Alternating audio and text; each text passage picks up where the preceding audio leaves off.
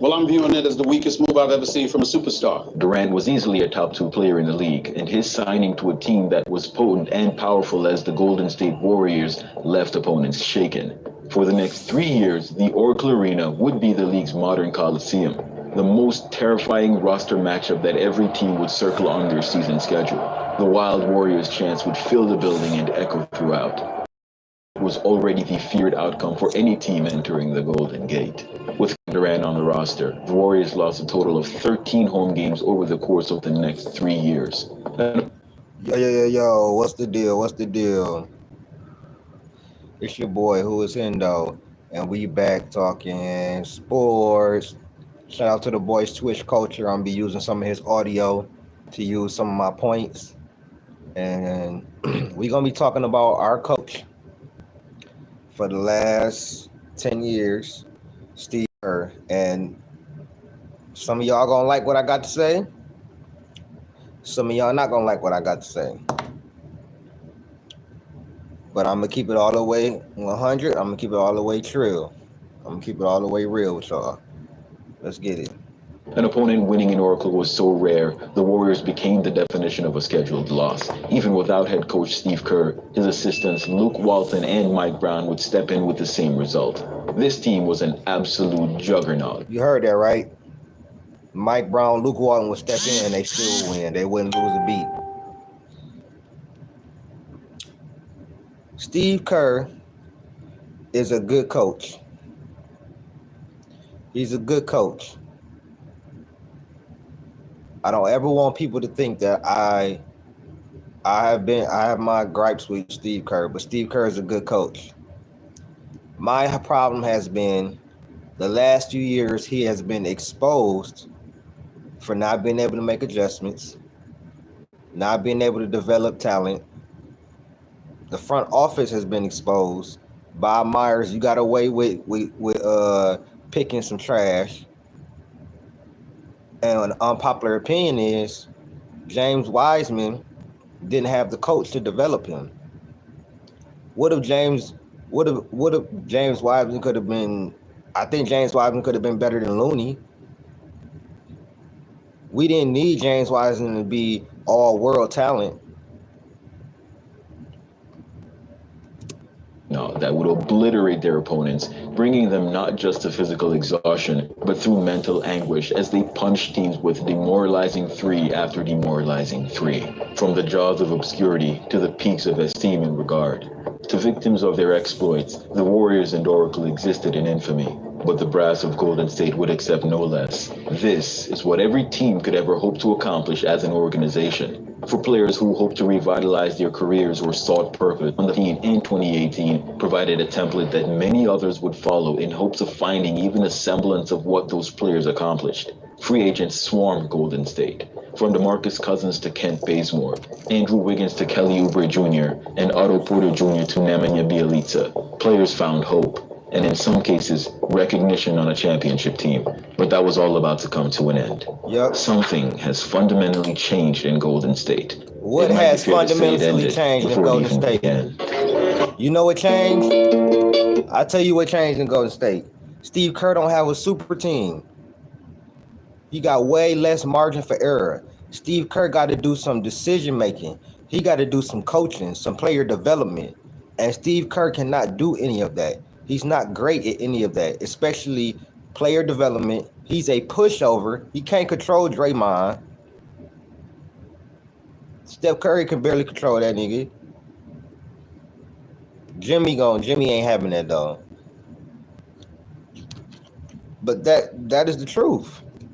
Revolutionary basketball, and a culture that promised recognition and reinvention. Yet as of 2025, that's no longer the case, with free agents no longer flocking to the Bay Area. While not unprecedented, this paradigm shift for the Warriors is as a result of a number of different factors, a short list of which includes the team's style of play, personnel dynamics, Stephen Curry as the team's leader, Steve Kerr's coaching philosophy, Draymond Green's fiery passion for the game, and the interesting expectations placed on players who would become a part of the Warriors Exactly. format. From 2015 to 2022, the Warriors franchise was one that redefined basketball and attracted free agents like moths to a flame. Their motion-heavy three-point centric offense, powered by Stephen Curry's unprecedented shooting, Klay Thompson's sharp shooting, and Draymond Green's defensive genius, led to 4 championships in 2015, 2017, 2018, and 2022. And a Listen, bro.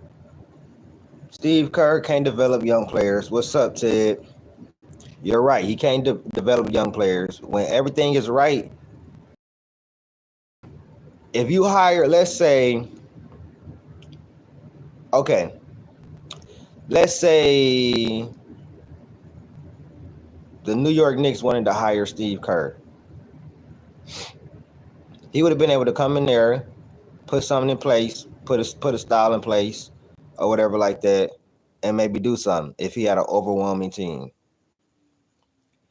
If he was to go, let's say, to a Miami Heat and have to coach, you would see the total difference. You would see the absolute total difference, bro. Steve Kerr, if he not making adjustments, he takes too long to make adjustments, bro. Then the Kuminga saga. I know the thing is to blame the thing right now is to blame Kuminga. And while I do agree we need to just get rid of him. You know what I'm saying? He clearly is trying to be a number one. Hey, go prove yourself, young fella. I don't believe you could be a number one on a championship team. Nothing like that. I believe you could be an all-star in the future, but I'm just over this. But none of this would have happened if Steve Kerr knew how to develop young players and get the best out of young players. He can't do what JB Bickerstaff did. If you swap JB Bickerstaff and Steve Kerr, we don't even make the playoffs probably. These last few years was supposed to be the Steve Kerr years.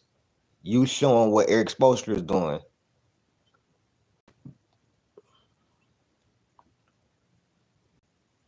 But you can't even get the best of our young players, bro. That's it. That's the only player he might be getting the most out of. But why? Because he's in love with Paz.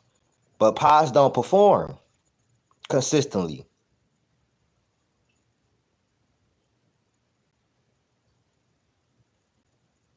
Like we saw him in the playoffs. He not ready for that playoff physicality.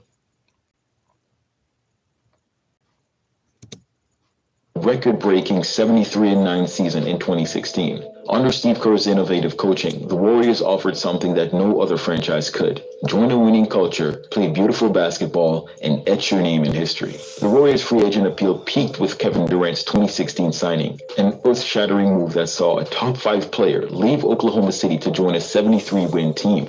Durant's fit was almost seamless, utilizing Curry's gravity in Kerr's system to average 25.8 points on 53.7% shooting across 3 seasons, while earning 2 Finals MVPs in 2017 and 2018. I agree with you, Timothy. He should not be playing 35, 40 minutes, bro. Paz should be playing anywhere between 15 and 20 minutes a game, bro.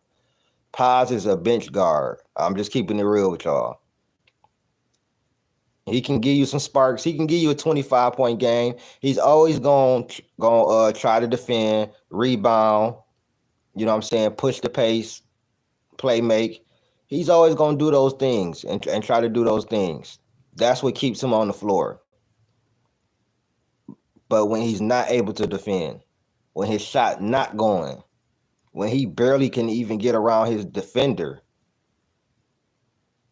nah, GP2 got to get up out of here, bro. I ain't even gonna lie. He can't even guard no more, bro.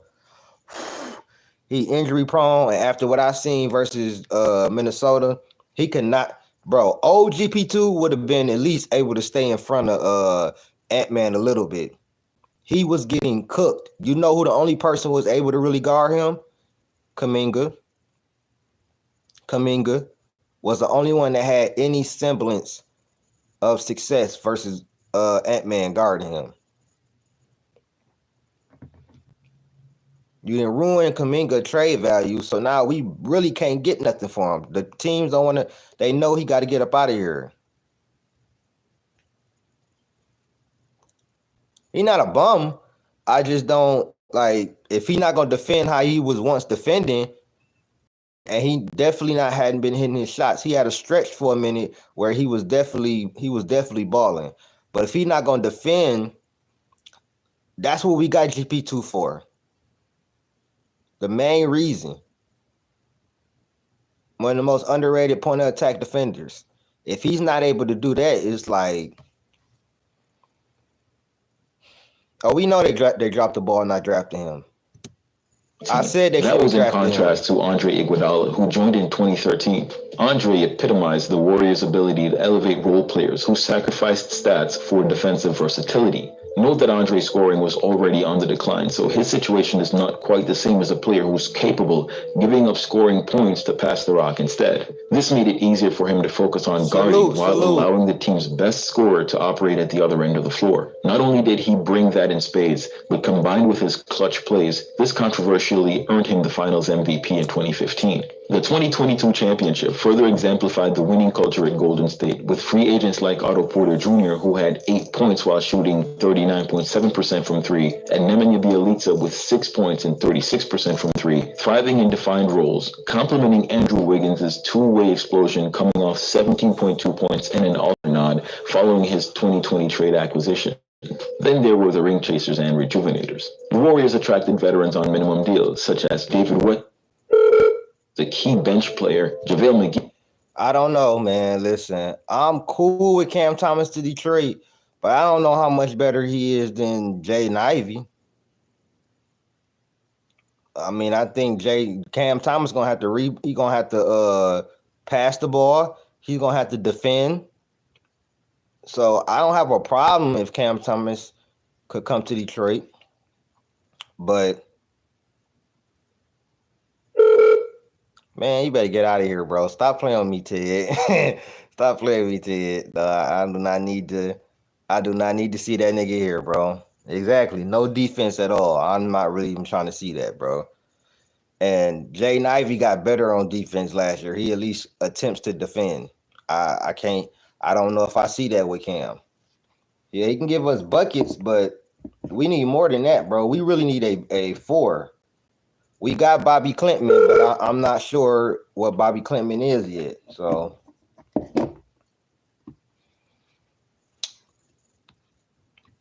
but let's continue with the video. McGee during that same period for rim protection, and Zaza Pachulia from 2016 to 2017. You don't want to see Stu again, bro.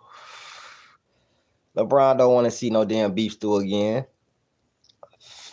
You think Beef Stew forgot about that shit? And I'm gonna be real, I don't even know how much we really want that nigga here, bro.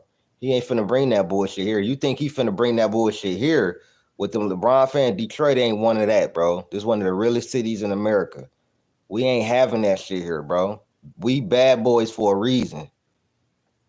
If you think LA something, you come here and get to doing that pussy ass shit you be doing. You come here and get doing that shit, bro. You will be out of here before, nigga. This is K team. We don't give a fuck about what you talking about. This K team, nigga. This is K team, and as long as you know that, you will get your ass robbed around this bitch, bro. I ain't gonna lie to you. Niggas will get down on Brian around here. Now, I know niggas that fuck with Brian here, but don't come here. Oh, Rich Paul, bro, you get your ass humbled real quick. We ain't going for none of that, nigga. We fuck with our people we drafted. If you know anything about Detroit fans, we delusional. We be thinking our players is way better than what they really is. And sometimes we think they better than a lot of people think, and they really is. Like Cade, like Ivy, like Duran. Niggas wouldn't want to come here. I would believe Draymond coming back here before him. Who brought some physicality to the team. Knowing the Warriors system maximized their strengths, these players were content to chase for a championship ring. DeMarcus Cousins, who signed in 2018 to 2019, post-Achilles injury, was a bit of a gamble to revive his career. Although he averaged over 16 points in 30 games, his fit was awkward in a pace and space system, highlighting that playing with the Warriors wasn't exactly suitable for all players and that they'd have to adapt to the Warriors system. doesn't mean that these weren't good players. Did you just say Charlie Villanueva? When we got Charlie Villanueva, he was washed, bro. We didn't get no prime Charlie Villanueva. He wasn't good here. He like just like when we got T Mac, he was booty. But yeah, Steve Kerr, he wouldn't have been able to do what JB Bickerstaff was doing, and that's develop players. You hearing about all the people that came here, DeMarcus Cousins. He wasn't a perfect fit. He came, KD, Otto Porter, Bielisa. Players, most definitely not. But let's discuss why this Warriors system worked. The Warriors system is built on Curry's off-ball movement. John Moran pulled it out. Butler with the move. Green, Curry, three. Thompson's shooting. Corner three. Allowing singular skill set players to shine. According to NBA.com, the Warriors led the NBA in three-point attempts at 31.6 per game in 2016 to 2017, and an offensive rating of 115.6 in that same year. Kerr's strength in numbers philosophy empowered role players, and their championship pedigree made Golden State a dream destination for these types. Gary Payton II, as Warriors' mystique has dimmed. Despite Curry's brilliance at 37, averaging 26.4 points, shooting 41% from three in 2024 to 2025, the team no longer commands the free agent frenzy of its dynasty years. A first-round exit in 2024 and a second-round exit via gentleman's sweep in 2025 signals the franchise past its prime. The Warriors' motion offense, relying on three-point shooting and off-ball movement, revolutionized the NBA, but demands specific archetypes. High IQ players who shoot, cut, and defend well on an individual and team basis. Last year, the Warriors scored 38.9% of their points from threes. I think Curry probably will retire at the end of his contract. So I think Curry got 2, maybe 3 more years. You know what I'm saying? I think he's gonna retire at the end of his contract. I don't think he retiring no time soon, but I think 2 years, yeah. 2 years at the minimum. I say like 4 years at the most. Maybe he re-sign 1-1, but I say probably two more years. The highest in the league, reflecting their unwavering commitment to this style of play. Yeah, for Curry, yeah. While this system elevated players like Iguodala, Durant, and Porter, it can stifle other player archetypes. Players like DeMarcus Cousins struggled as his ball-dominant post-up style clashed with the Warriors' pace and space. His 16.3 points and 8.2 rebounds were seeking to shine and indicated where the Mavericks system, while still effective, is shown by the fact that 13th offense, 17-point topic of misty, but his simple fact is Steve Kerr needs to go. That's why I made this video. Steve Kerr needs to go. I think he's past, you know what I'm saying, what he was as a coach. I just think we might need a different, either different personnel to make this better, or Steve Kerr has to go. Oh, I know. Trust me, I already know about what Clay got going on. Hey, that's his choice. I hate to see it though, but Steve Kerr, he need to get it together, or he need to go. It's obvious what he is. Oh, I would love Mike Malone here. He gonna hold players accountable. He's a championship winning coach. I would love Mike Malone here.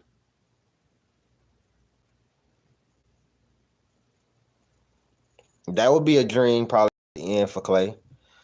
But y'all let me know what y'all think, man. Like, share, subscribe, hit that join button. I'ma holler at y'all, man. No on Tibbs. That's a no. You running niggas, he don't play his bench. And that's what we do here, strength in numbers. Like, share, subscribe, hit that join button. I'ma holler at y'all, man. Shout out to everybody here. DBZ, Tish. I appreciate y'all, man. I'm out. Peace.